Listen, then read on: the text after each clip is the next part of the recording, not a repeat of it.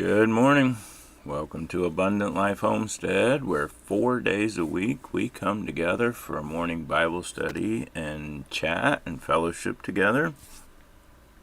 If you're not familiar with what we do here, we follow the weekly main readings of the Revised Common Lectionary. The Revised Common Lectionary was put together long ago.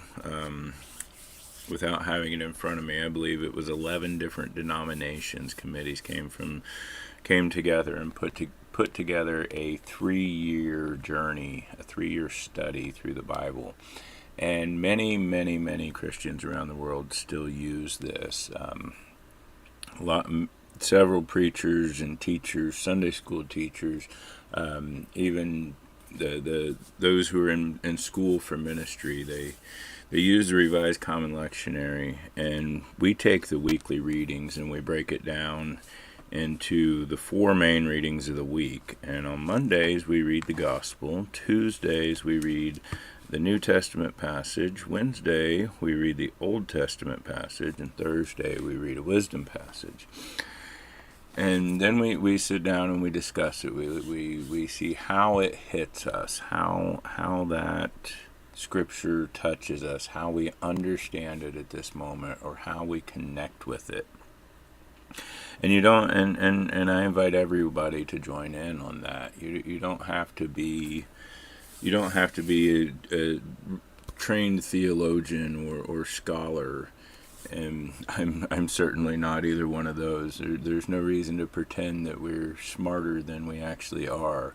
It's more realistically, how does this Scripture affect us today? How does it touch our lives? How do we see God's Word in our lives? How do we experience that and share that with each other?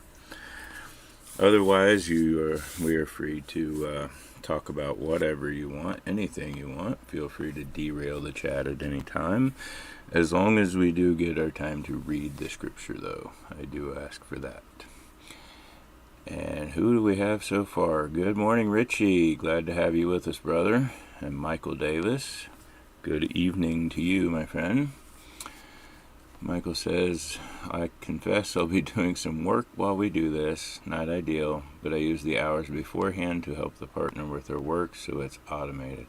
I still have my work deadlines, though. That is perfectly fine. I believe Richie quite often does the same, has us playing in the background while he's doing his work, and that's okay. Do appreciate having you here listening with us today, Michael and Richie. And if you do get a moment to jump in at any point, feel free to.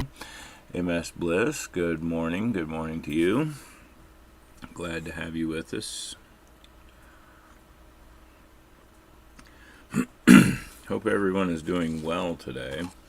I'm kind of, my eyes and sinuses and throat are kind of a mess.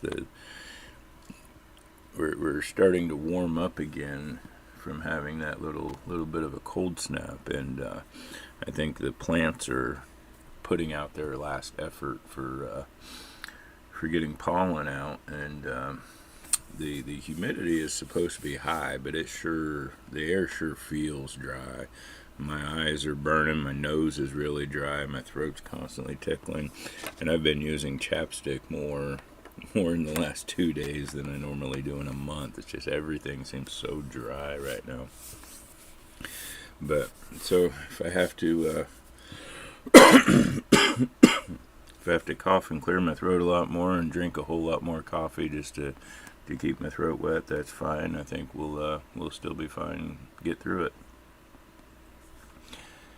And Richie says, "Yeah, I'm at work. I'm at work while listening." And Melinda often does the same thing. There's times where she has patients in her office, so she can't have us up on the screen or have the sound. But oftentimes Melinda is watching us from work as well. It's not the ideal time for everyone.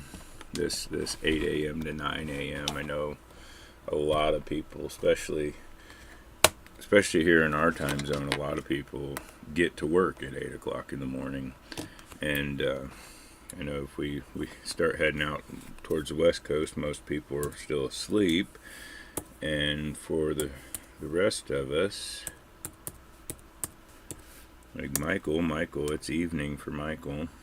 Not the most ideal time for everyone, and I fully understand that. The thing is, it is the most ideal time for me.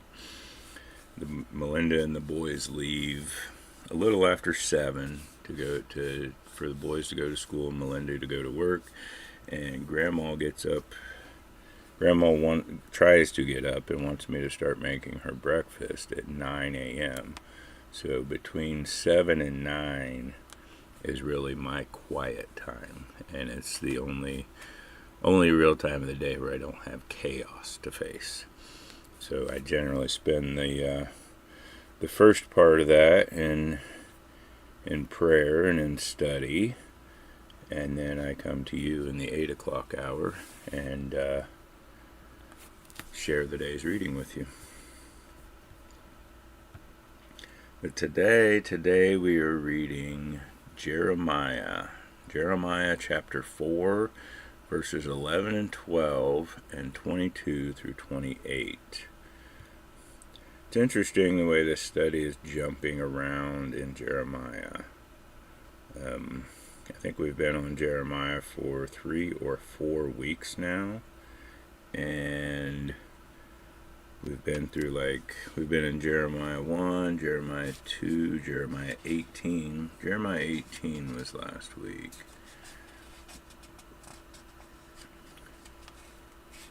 Yeah. Actually, this is our 4th week in Jeremiah. Michael says, on a quick side note, I was thinking about light this afternoon. I tilled 3 fields not long ago. 2 of them are thriving. 1 is filled with nettle. The difference is the amount of light. Yes, light is when it comes to that, light is a very cleansing. It is that sunlight is sterilizing. For some of the, it definitely destroys mold and pests and other things, but the amount of sunlight that a ground gets, not only not just the light itself, but the things that comes with the light, the amount of heat that comes. Every seed has a specific amount of heat and moisture and humidity at which it will sprout. And if you get a field or a garden plot or whatever that gets less light, you're going to get a very completely different wild plant sprout, no matter what you have actually planted.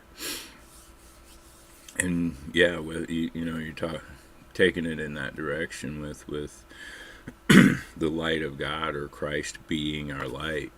If we're making those shadows, or we're standing in those shadows, if we're turning away from Him, if we're trying to do the things on our own, saying that we can handle this thing we got into. We don't need to lay it at Christ's feet. We can more try to hide it from Him, and we're casting that shadow.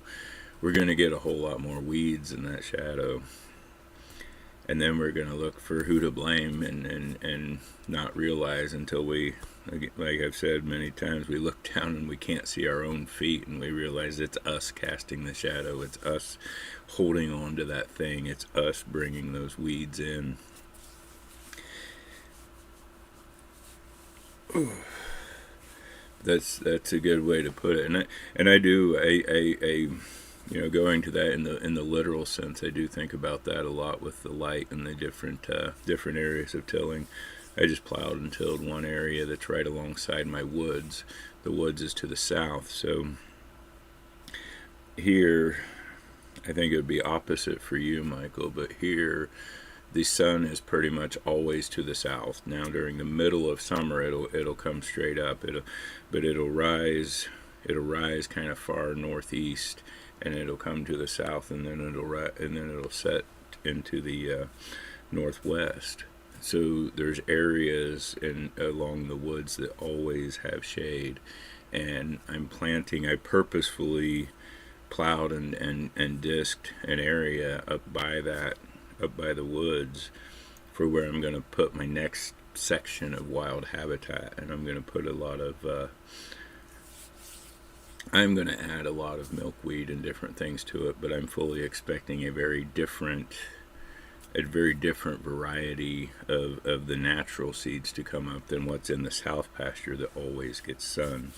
So yeah, I spend some time thinking and considering that in a literal sense of what we're tilling and what we're plowing and the kind of light it's going to get. Good morning, Melinda. Glad to have you with us this morning.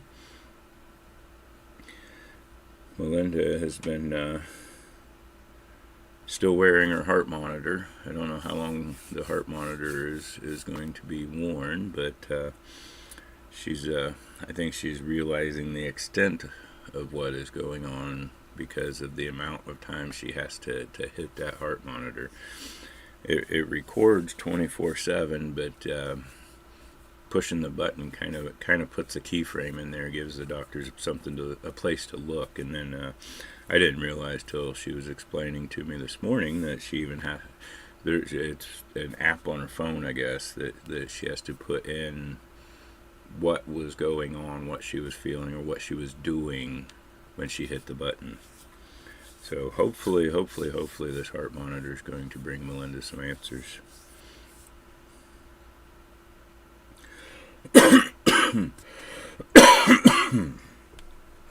So if we get into this morning's reading, Jeremiah chapter 4. Jeremiah chapter 4, verses 11 through 12 and 22 through 28. In that time it will be said... Oops. No. Okay, I'll start reading in a minute.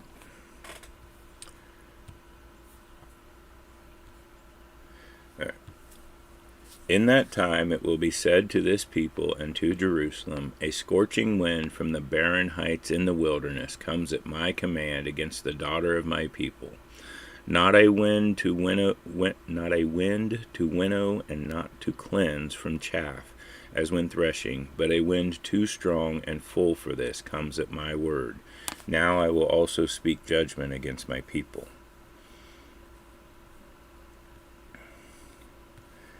And 22. For my people are stupid and foolish, says the Lord to Jeremiah. They do not know me. They are foolish children and have no understanding. They are shrewd enough to do evil, but they do not know how to do good. I looked at the earth in my vision, and behold, it was as at the time of creation, formless and void, and to the heavens, and they had no light. I looked to the mountains, and behold, they were trembling, and all the hills moved back and forth. I looked, and behold, there was no man, and all the birds of the air had fled. I looked, and behold, the fertile land was as a wilderness, and all its cities were pulled down, before the presence of the Lord, before his fierce anger. Therefore, says the Lord, the whole land shall be a desolation, yet I will not cause total destruction.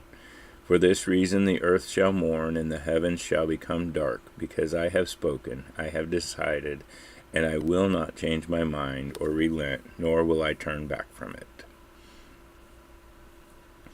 Okay.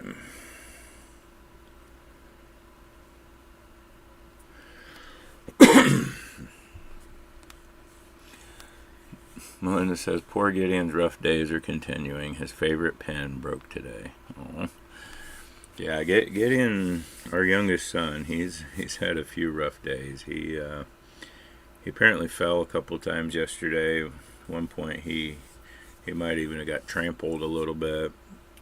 Destroyed his glasses. Forgetting his lunchbox, and apparently, yeah, he's had a few rough days. And now apparently his favorite pen broke.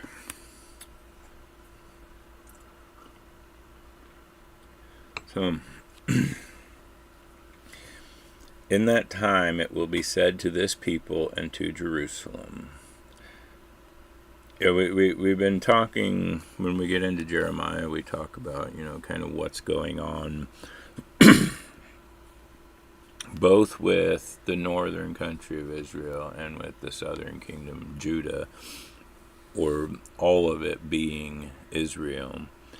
And the people had really gotten into, and I think we get into it here in a minute, when he says the people don't know me. The people were doing all the things. They were going to the temple when they were supposed to go to the temple. They were observing the Sabbath how they were supposed to observe the Sabbath. They were doing the sacrifices the way they were supposed to do the sacrifices. They were all about the ceremony and the show of knowing how to do the things, but their hearts were never set on God. They would go do all the evil that they wanted to do until it was time to go to the temple, and then they go to the temple, and then they return right back to their ways.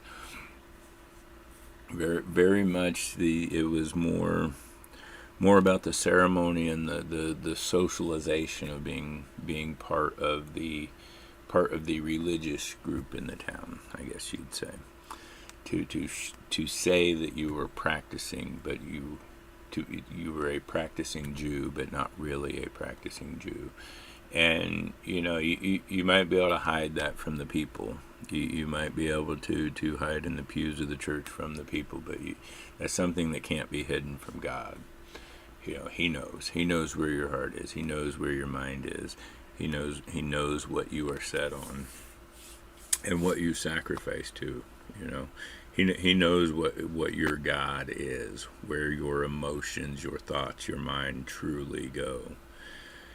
And it had become so widespread.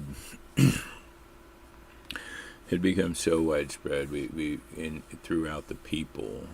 We see several times where God says, if the people would turn to me, if they would turn back to me, I wouldn't have to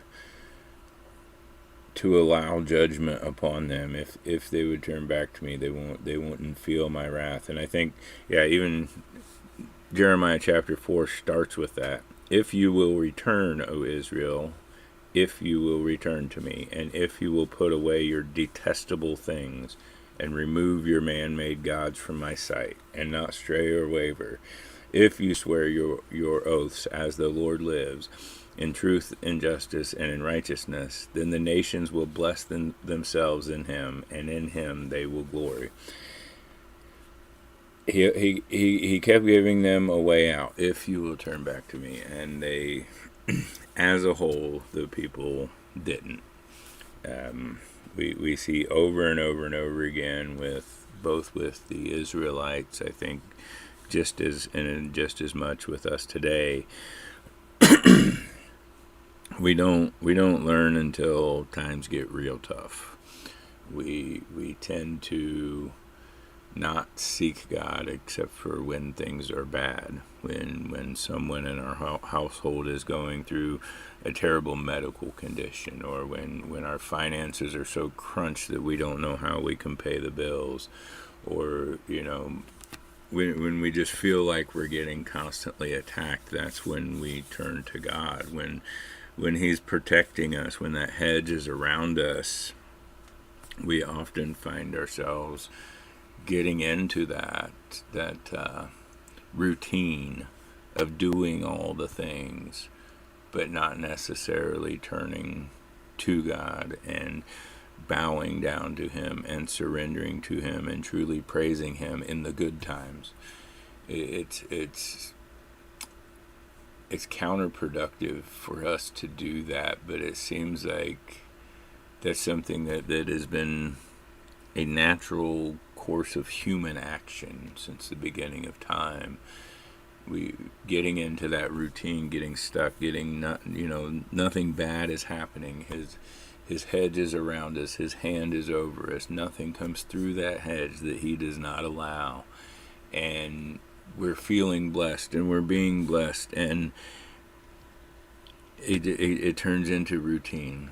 It turns into ceremony. It turns into forgetting to turn to God and starting to to lift ourselves up. We've got this, we're doing this when we're doing that. Yeah, I'll go to church on Sunday. And they're having, Sunday morning, Sunday evening, Wednesday, they have all these services that I'm going to go to those, and I'm going to keep doing the things, but in behind closed doors and in our life, we start to stray away from Him because we don't have that urgency that we need Him. And that's very much what we saw in the Israelites over and over again. But they've come to a point that God says it's too late now. This is going to happen. I'm not going to relent. It says, in that time it will be said to this people and to Jerusalem, a scorching wind from the barren heights in the wilderness comes at my command against the daughter of my people. Not a wind to winnow and not to cleanse from chaff as when threshing, but a wind too strong and full for this comes at my word.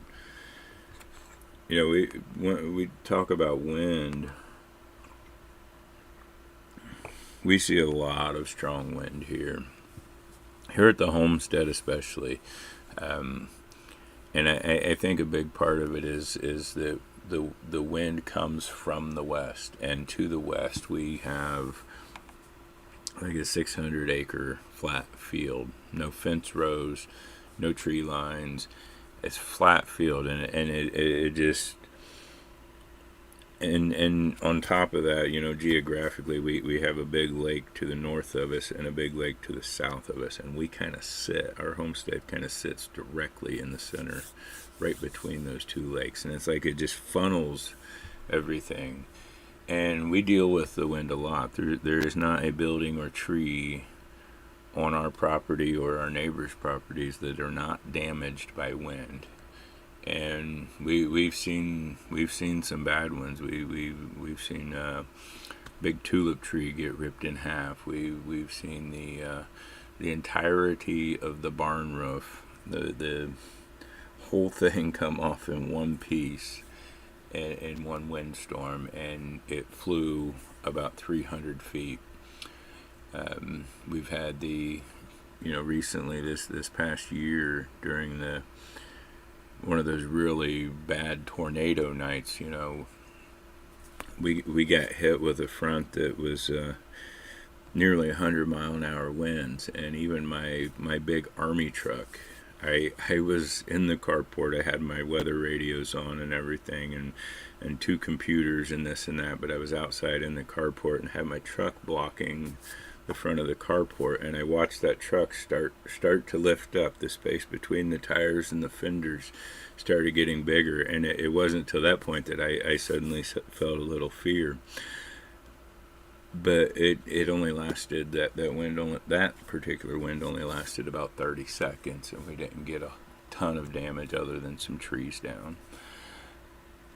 But all this wind that I've seen my entire life, seen every house, every building, every tree that we have getting damaged by wind, and all of that,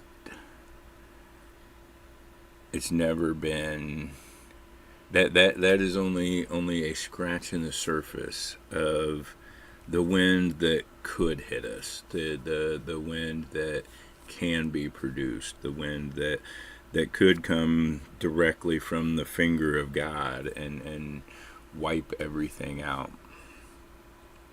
And it's kind of what God is telling these people here. This isn't going to be a wind to winnow, to take the chaff away from the wheat. This isn't going to be, I think other translations say, a fan. This isn't going to be a wind that cools you down, or even one that does a little damage and blows away the bad stuff. If as a wind to cleanse, it's going to be a wind too strong and full for this. It's going to be a complete wind.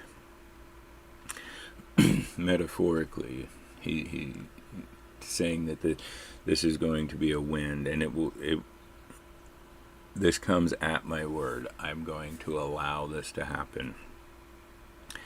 And now I will also speak judgment against my people. This is interesting. He separates the wind. He separates the wind and the destruction from his judgment. And we see that here in a minute, too, in what else we read. When he talks about this and says, and yet I will not cause total destruction. Other translations say that, yet my judgment is not complete. So it's kind of this thing that I almost see this as a both present and future prophecy. You know, God in a couple of different times here, God speaks and shows Jeremiah the total destruction of the earth, and then he says, yet I'm going to judge my people. And he shows the almost total revert to pre-creation, and he says, and yet my judgment won't be complete. But I'm going to judge my people. So it's kind of, it seems like maybe he's giving him a bit of a long-term future to the day of the Lord, but also, you know, hey, this is what I can do. This is where it's going to be absolute and complete. There will be nothing left. This is your reminder of the God you serve. I created everything, and I think we've already seen in Jeremiah where God even talks about he's going to create a new heaven and a new earth. The current heaven and earth would pass away, and God's reminding them, hey, you know, you're not just doing the things. You're not just going to church to socialize and to keep people from looking down on you because they can say that, well, you go to church, so you must be a good person. You know, you're forgetting who you're intending to serve here. I am the God who created all things, and I am the God who will destroy and recreate all things in the day of the Lord. And I think it's kind of a reminder of that, but also bringing in this total and complete destructive wind into the picture. And then he says, now I will speak judgment to my people. He's comparing what he's allowing. The Babylonian armies are coming, and he's not going to stop them this time. He is going to allow the Babylonian armies to come in and just not wipe out Israel, but kind of wipe out Israel. The people that survive will either be in slavery or exile. No city will be untouched, and no city would be able to defend against these massive Babylonian armies. Both the northern and southern kingdoms were coming, or would be affected, would be taken over in this. So he's saying, you know, now my judgment, what I'm about to allow the people to do is going to be similar to what I could do myself. What I'm about to allow your enemies to do. I've always had that hedge around you. That hedge around you has stopped my full wrath and ability to completely destroy. You know, he did destroy all of humanity once when in the Great Flood, but he said he never would again. But he still needs to remind them that he has that ability. And he's like, I'm my wind, my complete, total, absolute wind that would remake the earth. I'm holding that back, but what you're about to experience, what I'm about to let through the hedge because you've turned your back on me, what I'm about to let through the gates that I have built around you is going to be comparable. You're going to feel like you are in complete desolation. And he uses that whole wind thing, saying it's beyond what we're given to read today, but that's fine because that's just what we do. He says, behold, the enemy comes up like clouds, his chariots like a whirlwind, his horses are swifter than eagles. And woe, judgment is coming to us, for we are ruined.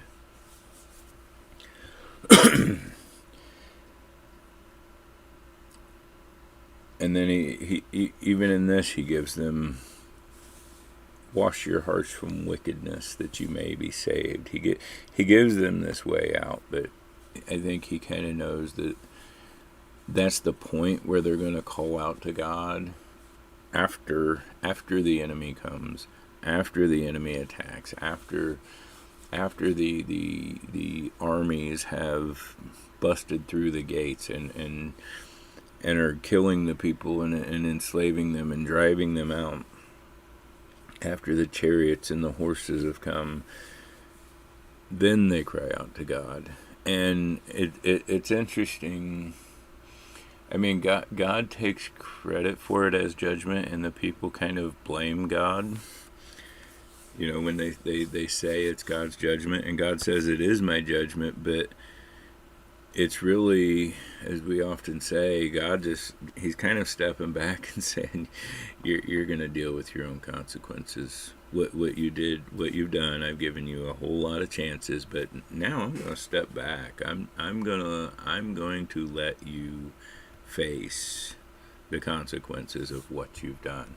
But what they've done this time, you know, it's not like they taunted the Babylonians. It's not like they made first strike. This is more of they turned against God. They rebelled against God. They forgot God, as we see it when we get into there in verse 22. They have no knowledge of me, God says. They've completely rebelled against him. So it's not.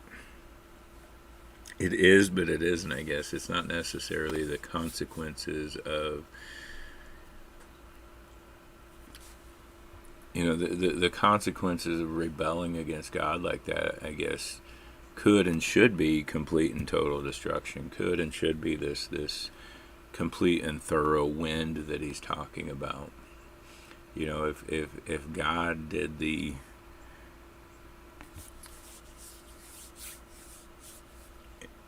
if it was God that came down and actually not just pass the judgment, his judgment is allowing the others in, but if he was the one to come down and execute that judgment, that sentence, it would be a complete and total destruction.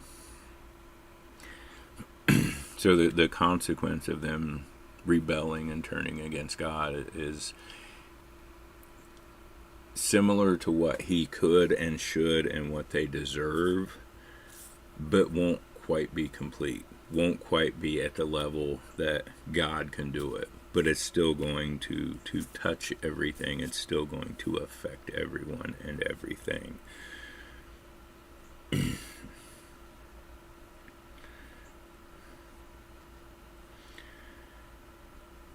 And we jump down in here to 22. It says, "For my people are stupid and foolish. They do not know me."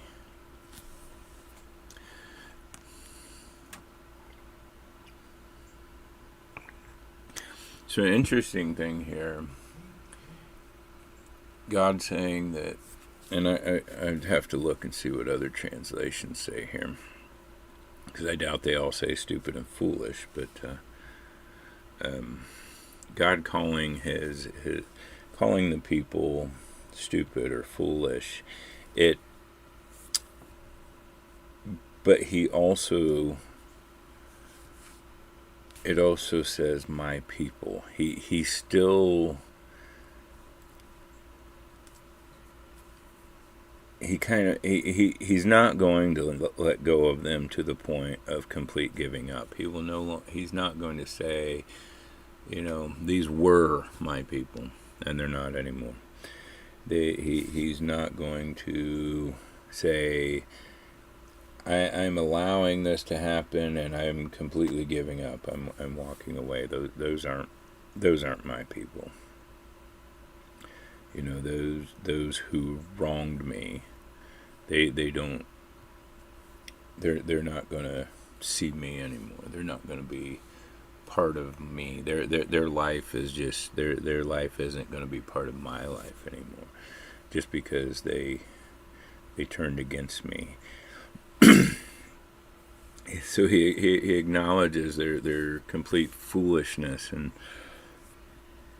I just skipped through it a few different translations, and I saw they're silly. Even it says, so they're stupid, they're foolish, they're silly, but they're still my people. They're still my children.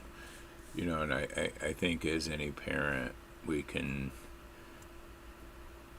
say that we've been in that position many times. They are foolish, but they're still our children. They've done something entirely stupid, but they're still our children. They've really messed up, and they're rebelling against us, but they are our children. And we're still going to love them. We're still going to hold on to them. But we're also going to let them deal with what they've gotten into. He says they do not know me.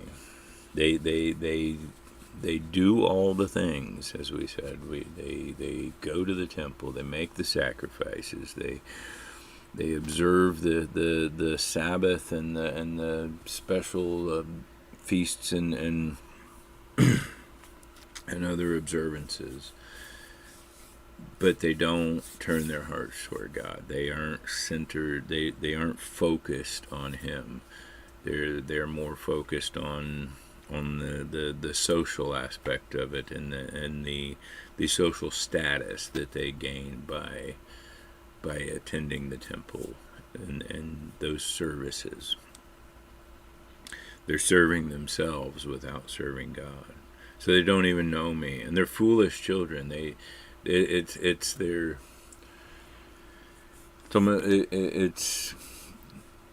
like kids playing house, I guess. They're doing the things, but there's no reality there. Or even children pretending to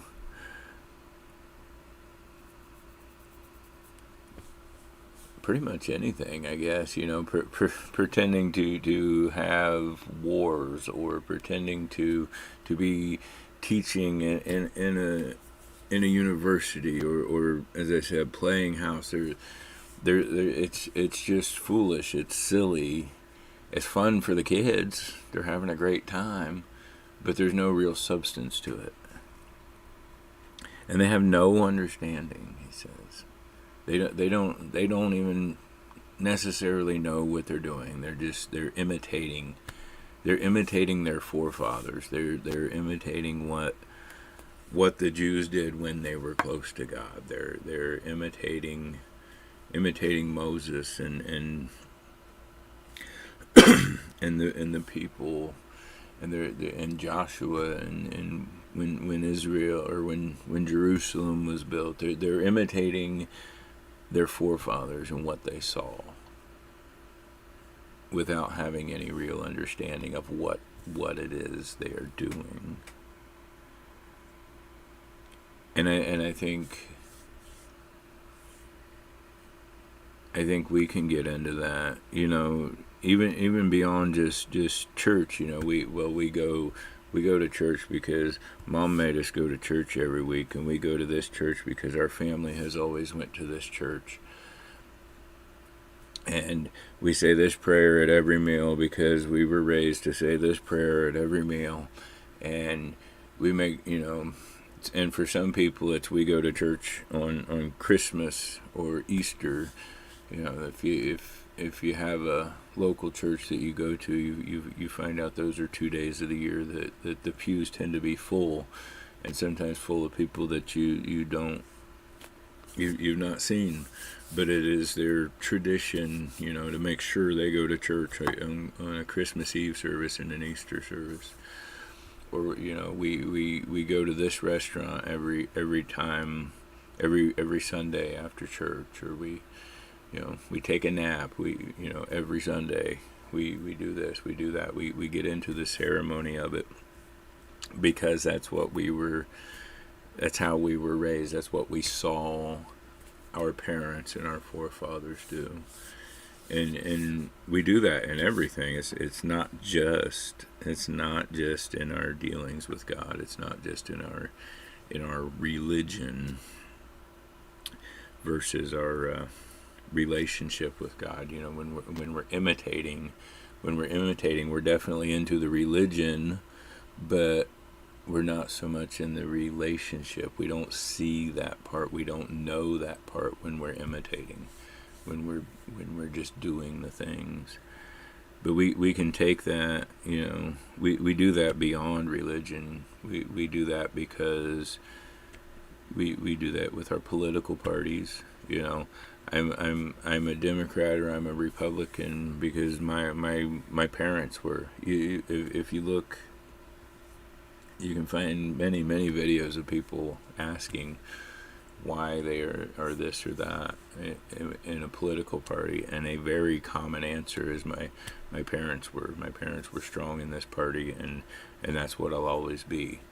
And I've heard people say that, face to face outside of video. I'm like, okay, but we often do. We quite often do that. We follow and pretend and imitate our parents and our forefathers without necessarily looking into the substance of why they did the things they did. We see the outward actions and not necessarily the inward heart. And if we continue to do that for generation and generation like the Israelites did, then we kind of the inward, the why can even get entirely lost and not found.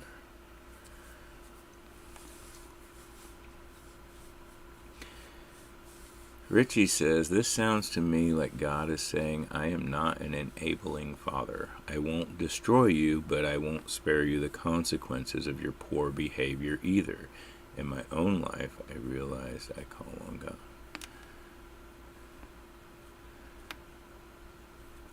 Michael says, absolutely. God withdrawing his protection from people because they say, hey, I've got this. We don't need your help. He says, okay then. Yeah, that's exactly how I see it.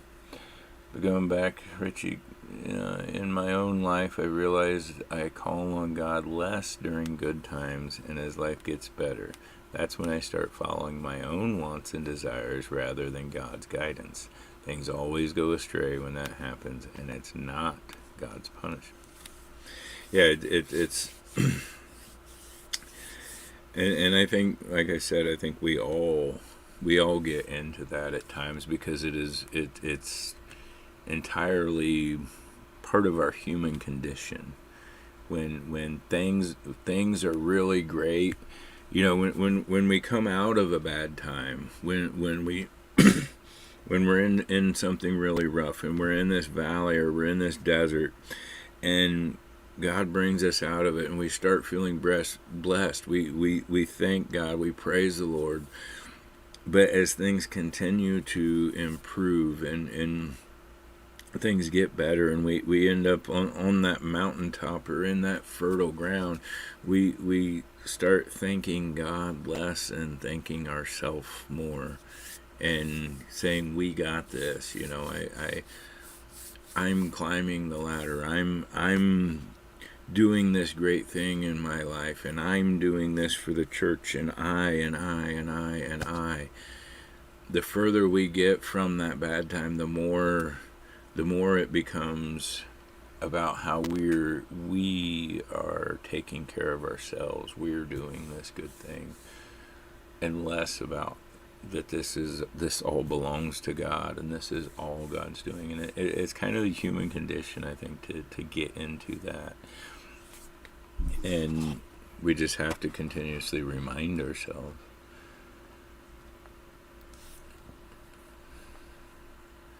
And it's not so much God's punishment as it is God's judgment. And God's judgment is often to just, okay, I'll hold back a minute.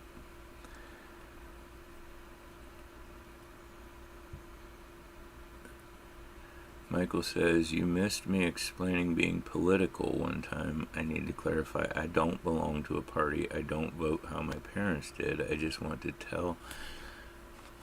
Tell them when they are being harmful or not doing what they say they would. If politicians say they are Christian and withdraw support for our vets, our poor, our elderly, I feel like I should remind them of our values. I don't know, just me. Yeah, I'm not happy with any political party or even any specific politician. But I mostly remain apolitical. I do follow politics. I do vote, but I definitely don't let it control me the way a lot. I see so many people are controlled, and they make politics their religion, really. And but yeah, I mean, we do still hold the politicians accountable, and we can still do that without being so immersed into it that it becomes our life. But yeah, I'm not a party line either way.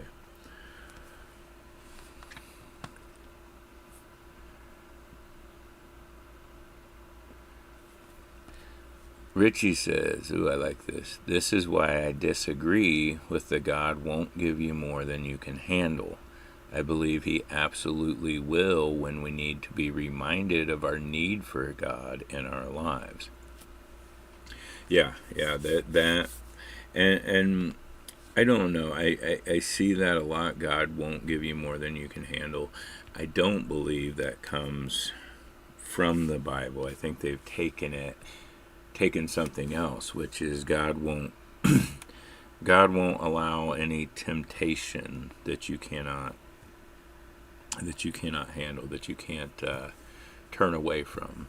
He won't allow a temptation into your life that is stronger than what your own will can turn away. There's always a way out, so if you were into a chemical addiction, and he's brought you out of that, he's cleaned you up, he's not going to allow that to be right there in front of you, at least until a point that you can willfully refuse it. He's always going to leave a way out. If you decide to clean yourself up, or you turn to him to pull you out of this addiction, and then the moment that you're having withdrawals, it's right there, it's available, it's right in front of you.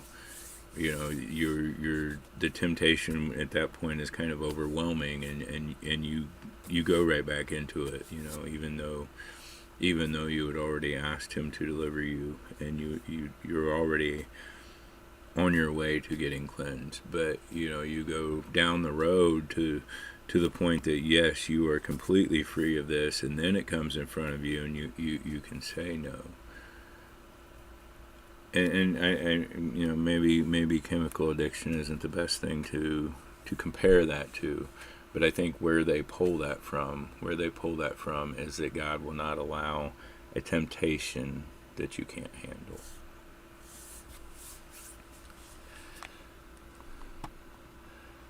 And Richie says, I have thought my life was over many times, and mathematically speaking, it probably should have been. But here I am speaking to all of you now, and the only explanation for that is as I always return to God in those moments. And I am very glad you did.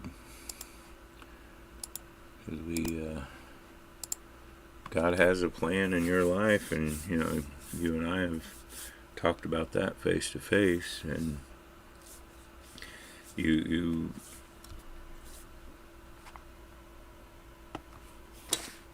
oops.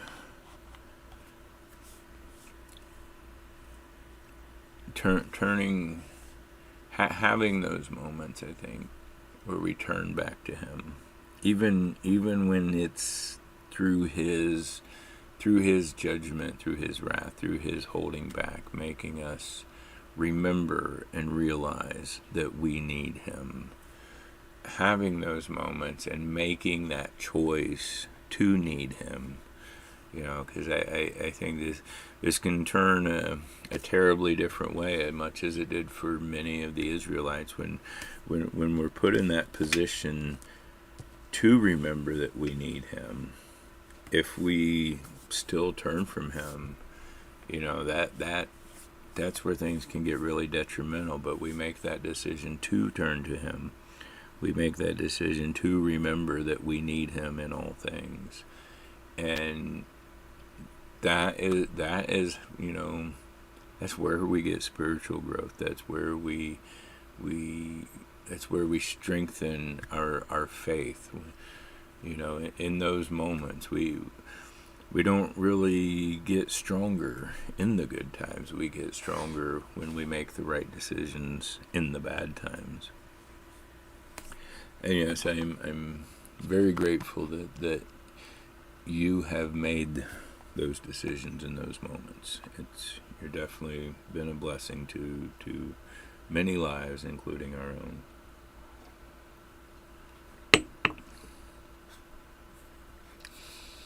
Michael says, my mother says that one. I might interpret it different as it comes from mother. From her, it feels like with God with you, you will get through this.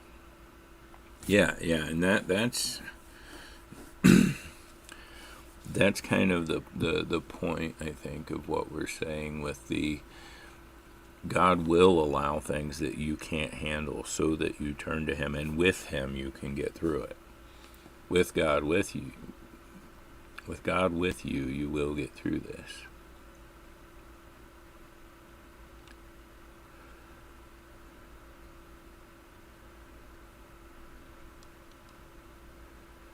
Hey, Salvador El San, good morning.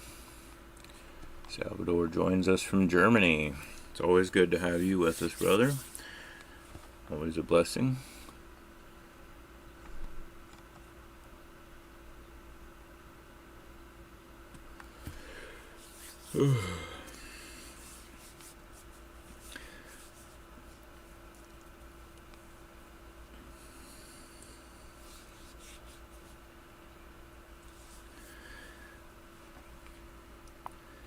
But very much like the wind, very much like the vision of the wind, and the complete and totally obliterating wind that Jeremiah sees, and then God turns around and says, this is what I could do, this is what I am capable of doing, but what I'll do instead is pass judgment that withdraws my safety. I'm going to allow humans to come in and do something similar.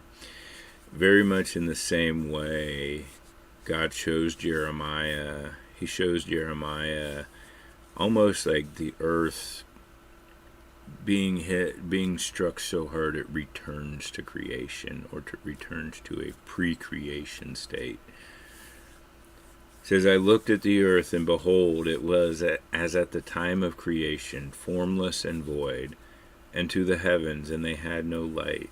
I looked at the mountains, and behold, they were trembling, and all the hills moved back and forth. I looked, and behold, there was no man, and all the birds of the air had fled. I looked, and behold, the fertile land was wilderness, and all its cities were pulled down before the presence of the Lord, before his fierce anger. Therefore, says the Lord, the whole land shall be a desolation, yet I will not cause total destruction. This, I think, once again, he's kind of giving a both future and present prophecy. He's showing Jeremiah the same thing he told Isaiah, the same thing we see it. We see it in Isaiah, we see it in Peter, we see it in Revelation, where God is going to completely remake the heavens and the earth. He's going to bring it to this point that it is as if it were the beginning of creation when he goes to remake it. And we know this is God showing what he could do, because with these armies coming in, even all the armies of Babylon, they can they could fill the air with so many arrows that it would block out the sun for a moment, yeah, but to void the entire earth, to block out the lights from the heavens, to see the mountains trembling and the hills moving, that's not something man could do. God is going back to reminding the people who he is and why he's withholding his hand coming down. And instead of daddy whipping, he's allowing the principal to do it for what you got in trouble for at school. Because daddy's hand is always going to be harder. And he's reminding them what his hand, the mountains trembling, the hills moving back and forth. Looked, and behold, there was no man. All the armies of the earth couldn't destroy every man, and even if they did, there would still be men there, because it would be the armies that had came. And all the birds of the air had fled. I looked, and behold, the fertile land was a wilderness. I like this, because when he's comparing to what he could do versus the armies coming in, a military force coming in and desolating the entire country, the crops couldn't become a wilderness. The crops would be completely devastated and raised, and it would be a dust bowl, at least for a time. So just as much as when God is saying, you're doing stupid things, you're foolish, childish, silly, but you're still my people. He's saying, I can bring total destruction, but I also bring that life. What man would completely wipe out, I would bring back to wilderness. I would bring life back into it. But all the cities are pulled down before the presence of the Lord, before his fierce anger. This is where I think it is talking, he is talking, showing Jeremiah the day of the Lord, the judgment day, the return of Christ, the what we see in Revelation, when the earth and heaven are to be remade, and there will be a new heaven, a new earth, new Jerusalem. Because this one is not just allowing the people. This is before the presence of the Lord, before his fierce anger. And therefore says the Lord, the whole land shall be a desolation, yet I will not cause total destruction. So here's who I am, but I am not these armies. These armies, I'm allowing them in. They're going to cause a whole lot of destruction, but I will not cause a total destruction. What you're seeing in this vision is a time to come. I think the better way it's said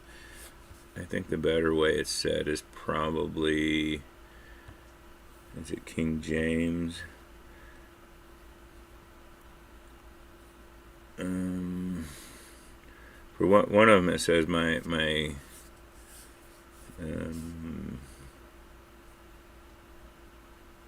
will. Okay, King James says, I will not make a full end. I think RSV probably says, one of them says, this is not my complete judgment, or my judgment is not complete. Like, this is not my finished work. What you're seeing, what I'm capable of, this will come. This judgment that's coming upon you, this is not my complete work. This is not the completeness of what, the fulfillment of what I have now planned for this heaven and this earth. This is going to feel like it. It's going to feel like God has come in. I have come in and blown a hot breath across the land and just completely destroyed it. It's going to feel like I have brought everything back to the moment of creation. I've just uncreated everything. It's going to feel like that, but this is not This is not that work. This is not my complete work. There's still going to be some hope. There's still going to be some light. Yes, this must happen. This punishment, this judgment, you must go through this. You're going to have to learn. You're going to have to go through this. You've been sentenced for a time. You're going to have to fulfill that sentence. Justice is going to have to be served here. But this is not the complete and total that you think it is. There's still going to be hope. There's still going to be light.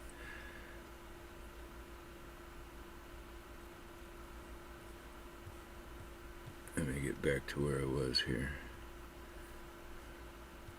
He always in the prophecies, in all their prophecies, there is always this there's always the hope at the end. And I think both in Isaiah and Jeremiah at different times we see also that not just the hope but the promise at the of the end, and even the promise of the new covenant, and that being Jesus Christ. And he always reminds us, that we are his children, and in that we are always his. We no matter how stupid, how silly we've been, we are his children. No matter when he must allow us to face judgment or face justice, when that is the only way we'll learn, we are still his children. And I think I've used it over and over again. He always leaves this kind of, when this is over, come running back to me. We as humans, we kind of use that phrase, we kind of use the phrase, don't come running back to me, don't come crawling back to me. When you realize how terrible you've been, don't come crawling back to me. Don't expect me to be here when you get through it. Those kind of things. That's what we think and see as humans, but what God always gives us, that come running back to me. Come back to me. Come when you have faced this, when you have done your time, when you've been in that hard labor camp, and for whatever length of time that you've been sentenced there, when you've been in jail, or you've done your community service or whatever, the judgment, when it has passed, when you have done your time, when this is over, come back to me. Come running back to me. Look to me. Focus on me. Always gives them that reminder that when this is over, I'm going to be here. Yeah, he like any good father would, he spends time even reiterating over and over again. I tend to think sometimes I ramble on and reiterate things too much, but if you read like the book of Jeremiah, he'll say it and say the same thing in like 7 different ways. He's like, this is how this is going to happen. This is going to happen. Unless you turn to me, this is going to happen. This is going to happen. And if this way that I explain it doesn't click with you, well, maybe this way that's just a little different, maybe that'll click with you. Kind of reiterates over and over again both the oncoming judgment and the hope, the love, the promise at the end. He brings it, keeps circling back to it, and that's good. I mean,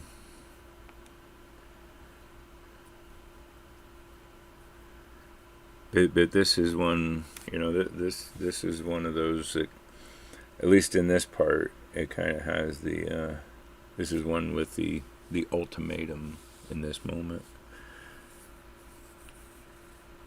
Because after he says, yet I will not cause total destruction, this this what I am capable of, this just completely wiping the earth and creating a new heaven and earth, that's not going to come now. My judgment will not be complete in this moment. The fulfillment of all things is not coming in this moment. Some of you, those who are faithful to him, and he even says in other places, those who are truly faithful to him, the very small number of those who are truly faithful to him, will be saved. They may have to be in exile, they may have to be in slavery, but they will be saved, at least from the sword. But he gives kind of the ultimatum. This is where one of those places where he says, I can't not let this happen. This has gone on for so long.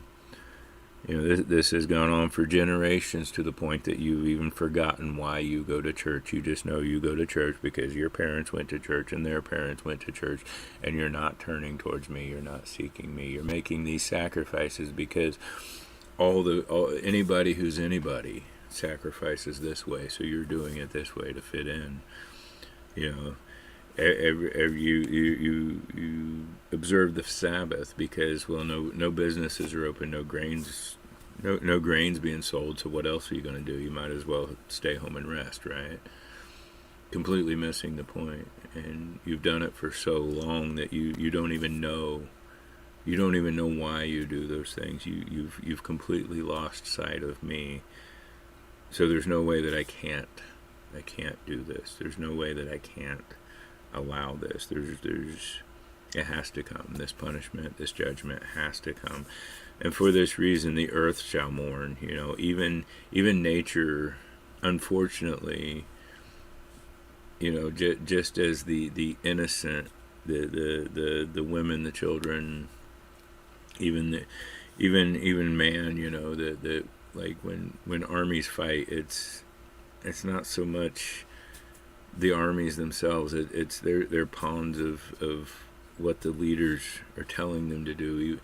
So it's not just the human innocence. It's the, which I guess that's hard to say in this situation because there's not really anybody there that is innocent. There's very few, but even, we worry so much about the human innocence feeling and being affected by things like war, but even nature feels it. Even the earth, the very earth is going to mourn over this judgment that is coming, over these armies that are going to be marching. They're going to cause a lot of destruction to the earth itself, and it's not the earth itself that turned its back on God, it's the people. But even the earth shall mourn, and the heavens above shall become dark. Because I have spoken, I have decided, and I will not change my mind or relent, nor will I turn back from it. Again, that's just as any good father will do. We can only push him away so many times. We can only forget him so many times. We can only put him on the back burner so many times before he says, okay, I'm going to have to let you deal with that.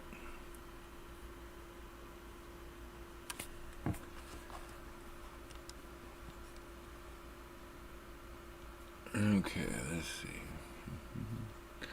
Richie says, I think of things like when a farmer does a controlled burn off his field. To the average person, that probably looks like destruction, fire, smoke, etc.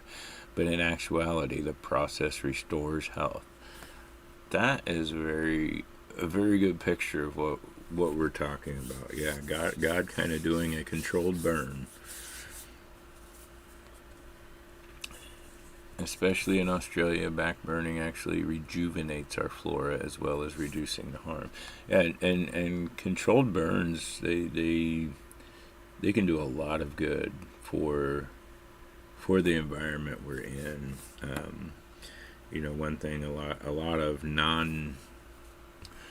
the non-native seeds and stuff, the weeds that shouldn't be here can will get burned off, and the native seeds will flourish during a burn.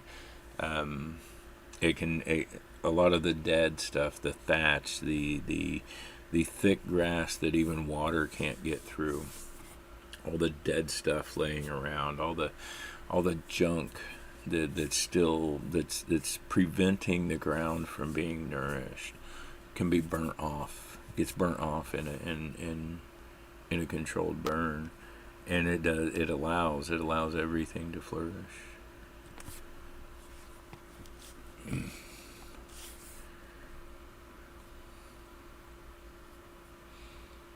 Yeah, or even forest fires. If you go look, even all the devastating forest fires that we've had in the last couple of years, you look at a place that was burned last year, the year before, 3 years later, the rejuvenating and flourishing life in that forest. It's something you don't expect to see because you remember the fire that was going through it.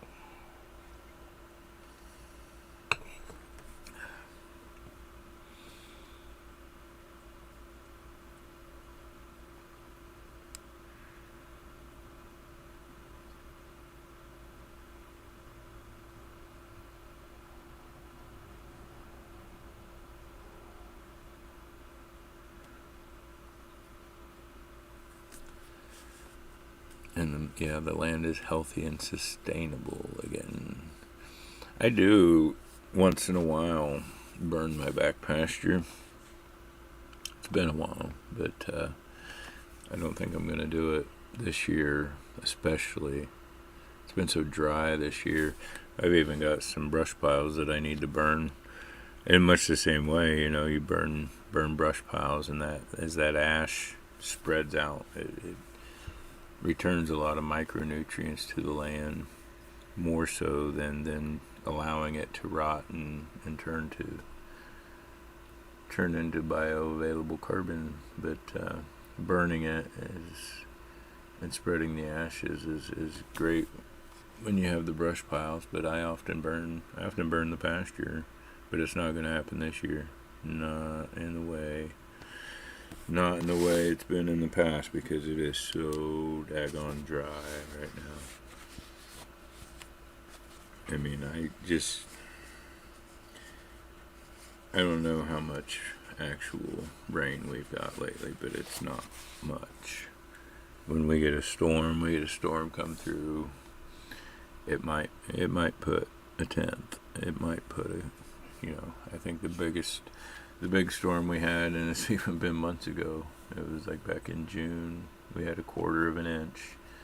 Other than that, we might get 1/10 of an inch every couple weeks, and it's really, really dry.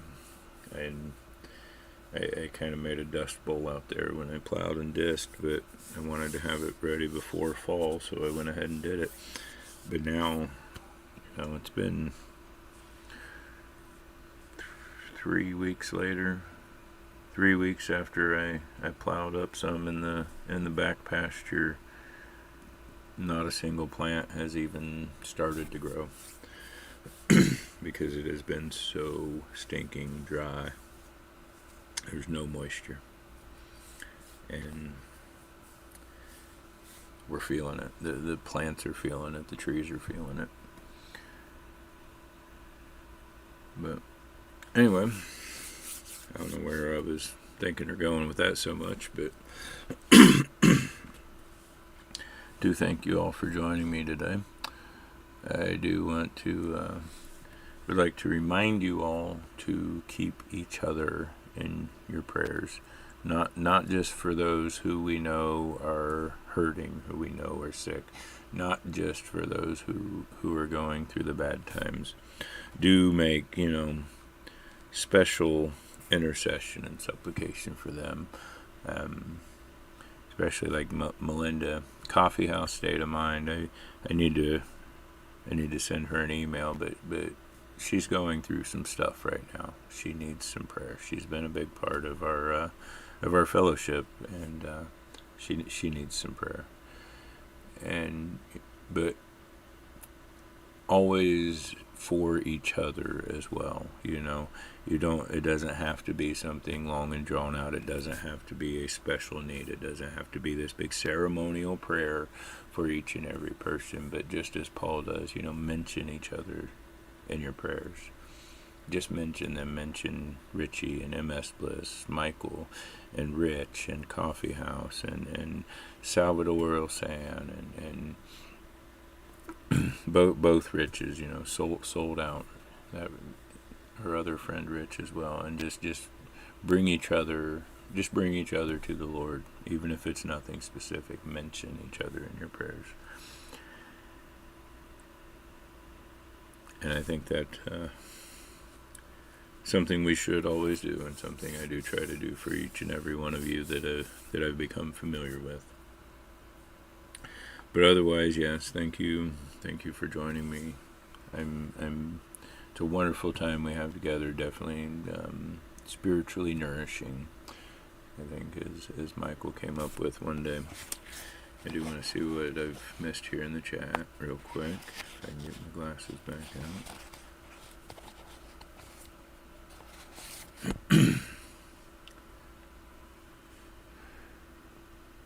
Yeah, Richie says it's wild. During the first part of summer, the rain wouldn't stop. I couldn't even keep up with cutting my grass. Now it's so dry, the lawn's dead, and I haven't had to mow for 3 weeks. Yeah, it's been a while since we had to mow. My best friend Craig, his pond is down 18 inches from level, and I think you probably see that a lot when you do your kayaking. There's probably places that you cannot kayak that you could months ago. Yeah, I don't want to personally get into everything that she's going through, Coffee House, but Coffee House state of mind. She's been a big part of our fellowship, and yeah, she's going through some stuff physically, and so keep her in your prayers. And thank you, MS Bliss. Thank you.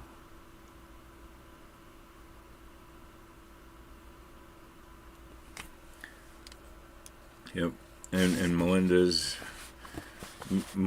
has beat that into me, which, I mean, she didn't necessarily have to, because that's how I was raised, always to love, but Melinda has said that so much that it's common for us to use it, for us to say it, not only to each other, but to others. When in doubt, love. And when it comes to love and you don't know how to love, one way you can love your neighbor is to pray for them. But I do hope you all have a wonderful and blessed day. And I love you all. I truly do. And I will be back, God willing. We'll be back tomorrow morning. We will come together and take a look at Psalm 14. Psalm 14 tomorrow, Thursday, September 11th, 2025. We may or may not talk a little bit about September 11th tomorrow. We'll see. But that will be then. And this is now, and now I've got to go get Grandma taken care of. So have a wonderful and blessed day, y'all.